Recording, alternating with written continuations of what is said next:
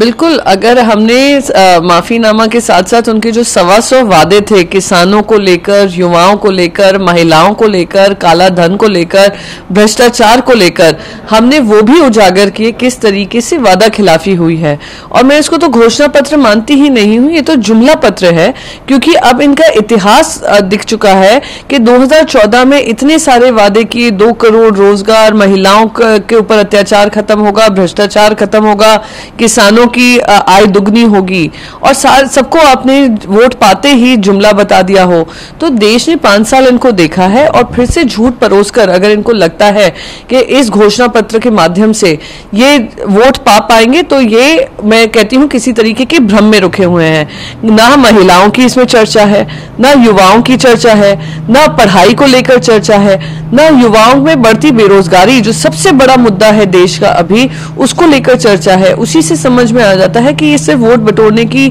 जुमला पत्र जारी किया है, और दबाव है क्योंकि कांग्रेस का एक पॉजिटिव मैनिफेस्टो आया है, नीति और नियत दर्शाने वाला है, जिस वजह से इन्होंने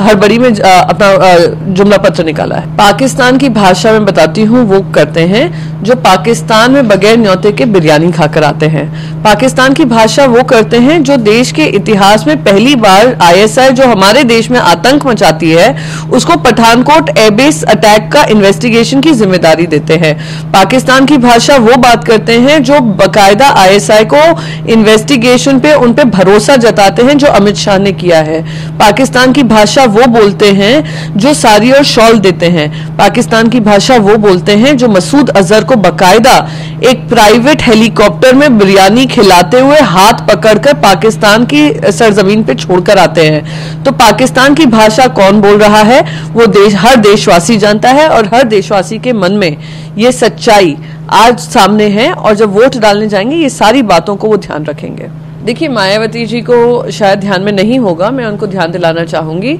कि सुप्रीम कोर्ट ने बकायदा बोफोर्स की जांच करने के बाद उस केस को हटाया है, उसको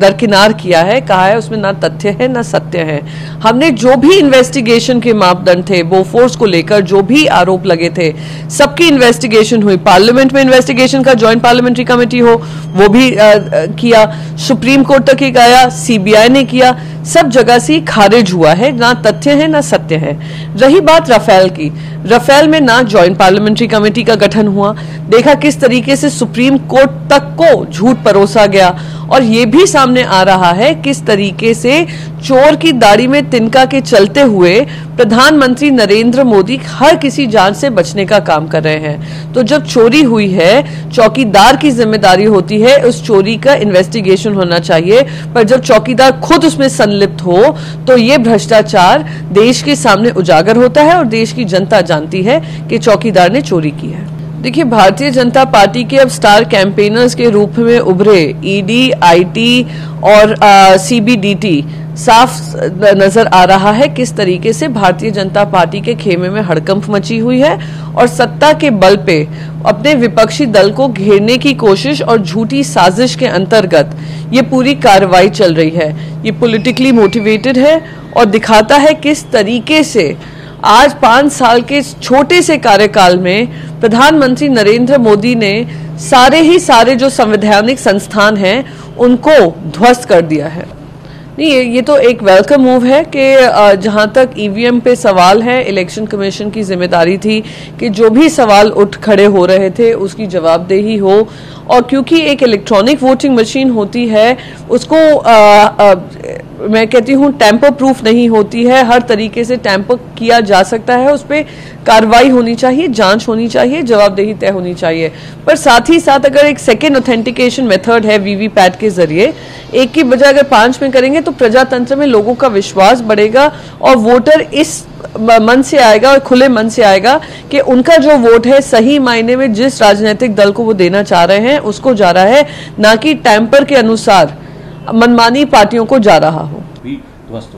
देखिए, निर्मोही अखाड़ा ने इस बात पे भी आपत्ति जताई किस तरीके से बजरंग दल, राष्ट्रीय स्वयंसेवक संघ और भारतीय जनता पार्टी इस पूरे मुद्दे का राजनीतिकरण कर रहे हैं। उन्होंने बार बार कहा है जो भी सुप्रीम कोर्ट के अंतर्गत जो भी वर्डिक्ट आएगा उसका वो पालन करेंगे, बार बार राम मंदिर से लेकर सारे हिंदू धर्म की आस्था के विषयों से खिलवाड़ करते हुए राजनीतिक रोटी सेकते हुए पाई गई भारतीय जनता पार्टी को फिर से ये एक करारा तमाचा है निर्मोही अखाड़ा की तरफ से, जहां उन्होंने कहा है सारी जो भी निर्णय होंगे वो सुप्रीम कोर्ट के अंतर्गत हैं, उनके हवाले हैं, और जो भी निर्णय लिया जाएगा उसको अब वो पालन करेंगे और स्वागत करेंगे। देखिए, आदित्यनाथ जो मुख्यमंत्री बनकर आए थे, इस रूप के बनकर आए थे कि वो उत्तर प्रदेश को सही प्रगति विकास देंगे, पर हम देख रहे हैं सिर्फ दो चीजों में प्रगति और विकास हुआ है। वो है ध्रुवीकरण का, विवाद खड़े करने का, धर्म की राजनीति करने का, जात की राजनीति करने का, और लोगों का जात और